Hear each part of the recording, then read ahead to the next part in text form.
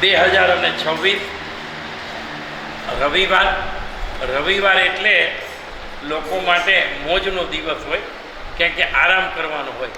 એની બદલે આજે વિચાર કરો કે હું 3 કામ આપણે પૂરા કરીને આવ્યા. સવારે અંધશાળાના બાળકો પણ હતા આજે સાક્ષી તરીકે. તો આજે 95 વર્ષની વય વટાવી અને 96મા વર્ષમાં પ્રવેશ કરે છે એ કુમુદબેન પોતે અહીંયા આવી અને આશીર્વાદ દેવા માટે અત્રે આવ્યા છે. તો પહેલાં એકવાર એમને તાળીઓથી બધા વધાવી લો. ખાસ તો 95 વર્ષે પણ અહીંયા આવી અને આશીર્વાદ આપવા અને સાથોસાથ આશીર્વાદની ખાલી આશીર્વાદ કોરા નહીં પણ એની સાથોસાથ સરસ મજાનું આપણને ભાવતું હોય એવું ભોજન આપ્યું છે. પરિવાર સહિત આવ્યા છે. પંકજભાઈ આવ્યા છે, હિરેનભાઈ આવ્યા છે, નિરંજનભાઈ એટલે બોટાદથી ખાસ મામા આવ્યા છે અને મામી પણ આવ્યા છે અને અમારા પંકજભાઈના ધર્મપત્ની સુધાબેન પણ અત્રે આવ્યા છે. અને સોનામાં સુગંધ ભળે એમ અમારે ચલાળા કાતરોટિયા પરિવારમાંથી નિકુલભાઈ કાતરોટિયા પણ અત્રે અહીંયા આવ્યા છે. તો ખરેખર પહેલાં એ તમને વંદન કરું છું. અમરેલી અંજન પ્રગતિ મંડળમાં લગભગ 40થી 45 લોકો અહીંયા રહી અને અભ્યાસ કરે છે. એને ફક્ત અભ્યાસ કરાવવા પૂરતું જ ન હોય, એમને સાથોસાથ બધી જ વસ્તુ શીખડાવવામાં આવતી હોય છે. તો મને ગૌરવ એ છે કે કોઈ પણ લોકો અહીંયા આવે અને જમણવાર આપતા હોય છે, એ બધું કરતા હોય છે. પણ એની સાથોસાથ અમારી જે થિયરી છે એ થિયરીમાં એને સૌથી પ્રથમ તો 5 વર્ષ અહીંયા રાખવામાં આવે છે. આ બાળકને પહેલાં તો સંગીતનો એને પ્રેફરન્સ આપવામાં આવે છે. સંગીત ક્લાસીસ કરાવીએ છીએ. ટ્રેનિંગ ક્લાસીસ એટલે વણાટ કામ, ખુરશીને બધું ભરવાનું હોય, રેકેટ ભરવાનું, એ કામ કરાવીએ છીએ. મોટર રિવાઇડિંગ ક્લાસીસ કરાવીએ છીએ. મોટર રિવાઇડિંગ દેખતા માણસો પણ વિચાર કરતા હોય, અમારો મંદ વિદ્યાર્થી છે એ મોટર રિવાઇડિંગ આપણને કરી દે બળી ગઈ હોય તો. સાથોસાથ બુક બાઇડિંગ પણ કરે છે. બ્રેલ લિપિ એનો વિષય છે એટલે બ્રેલ લિપિ કરતા હોય છે. અને હમણાં આ લોકોને સર્વિસને બધું પ્રમાણમાં મળતું હોય છે. એટલે કોમ્પ્યુટરનો યુગ છે. એટલે આજે જે કોમ્પ્યુટર આવ્યું અને એનું ઉદ્ઘાટન પણ આજ કર્યું. અને અમારા શિક્ષક જે છે આજ નથી આવ્યા, મેહુલભાઈ અત્રે એ શીખડાવે છે વિનામૂલ્યે. અને સાથોસાથ મસાજ કેન્દ્ર એટલે બોડી મસાજ કેન્દ્ર પણ એને શીખવાડવામાં આવે છે કે ભવિષ્યમાં ગવર્મેન્ટ જોબ કે કંઈ ન મળ્યું એ પોતાને રીતે પોતાની પગભરતા કરીને કરી શકે. તો ખાલી કુંદનબેનને એટલી જ પ્રાર્થના હું કરું છું કે તમે ઠાકોરજીમય છો, ઠાકોરજીના ખૂબ લાડીલા છે. તો ઠાકોરજી એની સમીપ હોય તો આપણા અંધશાળાને એવા આશીર્વાદ આપે કે આપણી અંધશાળા ભૂલી ફાલે નહીં તો કાંઈ નહીં, પણ જે છોકરાઓ જેટલા છે એ ખૂબ આગળ વધે. અને અતિશયોક્તિ પંકજભાઈ નથી કહેતો પણ લગભગ આપણે 750 જેટલા બાળકોને ગવર્મેન્ટ જોબ અપાવે. 750 જેટલા બાળકો. હમણાં થોડાક દિવસ પહેલાં જ અમારે રેલવેમાં એક અમારે ભાઈની પસંદગી થઈ. અહીંયા બેંક ઓફ ઇન્ડિયામાં, બરોડા બેંકમાં, SBIમાં, એ ત્રણેયમાં અમારા સ્ટુડન્ટ છે અત્યારે. એટલે એ રીતે છે. તો પુનઃ આપણે બાને આશીર્વાદ આપણને મળે અને આપ સૌના ઉપર એ આશીર્વાદ વરસે અને આપ તમારી પ્રગતિ કરો.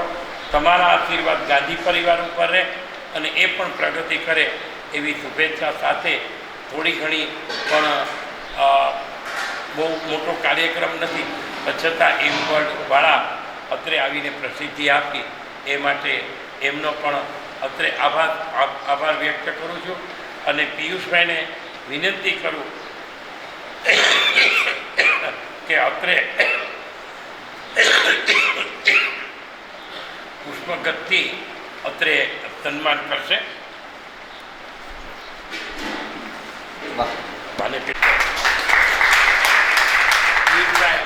સૌથી નાના વિદ્યાર્થી છે એઓ પણ અહીંયા પ્રથમ વખત આવ્યા છે. એમના તરફથી પણ આપણી અંધશાળાને 500 રૂપિયાનું અનુદાન આપેલ છે અને 500 રૂપિયાનું અનુદાન મંદબુદ્ધિની સ્કૂલમાં આપે છે. તો એમને પણ એક આભારની લાગણી વ્યક્ત કરું છું. પુનઃ આપ અંધ બાળકોના આશીર્વાદ આપના પરિવારે આપની પ્રગતિ ઈચ્છીએ છીએ અને આપ જે પણ કંઈ કરો એમાં અંધશાળાનો મંદબુદ્ધિના બાળકોનો ગૌશાળાનો હિસ્સો કાયમ માટે રાખો છો એનો વિશેષ હું ગૌરવની લાગણી અનુભવું છું. પુનઃ આપ સૌને વંદન કરી બાના આશીર્વાદ લઈને હિરેનભાઈ ખાસ સત્રે આવ્યા છે તો એમના તરફથી પણ આ સ્કૂલને 500 રૂપિયા આપે છે.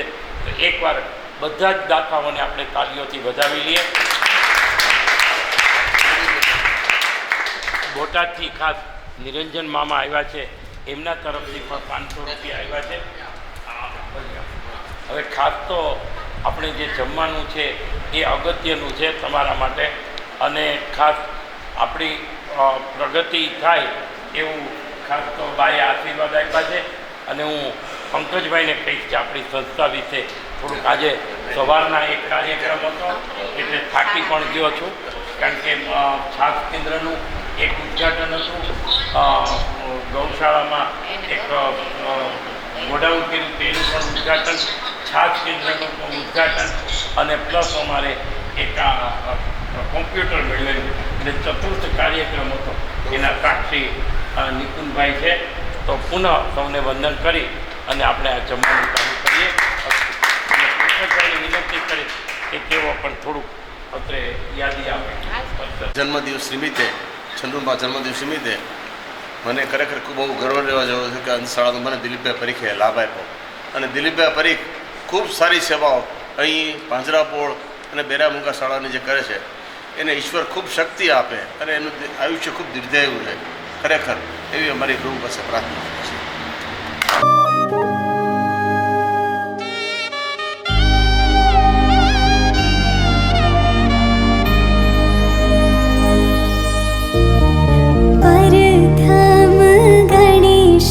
બેસાડો રે મારા ગણેશ દુંદાળા, પરથમ ગણેશ બેસાડો.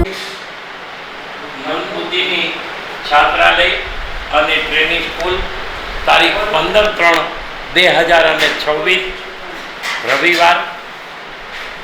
આજે આનંદનો દિવસ એ છે કે સવારમાંથી આજ બધા કાર્યક્રમ હતા. મનબુદ્ધિના બાળકો આજે ઉદ્ઘાટનમાં પણ આવ્યા હતા. અમારા 94 વર્ષના બાને 95 છે અને 94 છે. 94 વર્ષના બા ભાગીરથીબેનના હસ્તે દીપ પ્રાગટ્ય કર્યું અને આ ઓપનિંગ સાહેબ કે એમના હાથે જ કરાવડાવ્યું. તો એમના હાથે ઉદ્ઘાટન કર્યું અને અત્રે આ જમાડવા માટે આજે છોકરાઓની સંખ્યા થોડીક ઓછી છે એનું રવિવાર અને થોડીક માંદગી. આ લોકો તો શું છે મૂડ ઉપર હોય થોડું ઘણું. હવે આ જે છોકરી જે દેખાય છે એ ઓલી બાજુની જે છોકરી છે એ છોટાઉદેપુરથી આવી છે, છોટાઉદેપુરથી રહેવા આવી છે.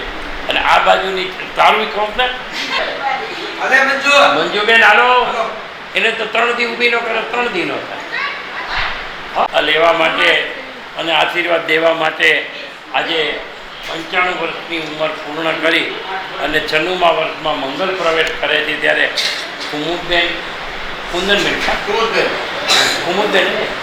કુમુદબેન વિનોદરાય ગાંધી સાવરકુંડલાના રહીશ છે અને અમરેલી પણ રહે છે.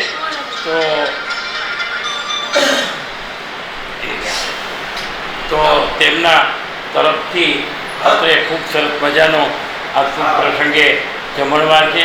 સાથે બોટાદથી નિરંજનભાઈ પણ આવ્યા છે, અમદાવાદથી હિરેનભાઈ પણ અત્રે આવ્યા છે, મામી પણ આવ્યા છે, પંકજભાઈ ગાંધી સાવરકુંડલાથી એમના ધર્મપત્ની સુદ્ધાબેન પણ આવ્યા છે. તો સૌને આ બાળકોને વંદન કરી અને સૌને આપને વંદન કરી આપની ખુશીમાં અમને પણ ખુશીનો ભાગ લેવડાવ્યો એ માટે ખૂબ હું આનંદ વ્યક્ત કરું છું.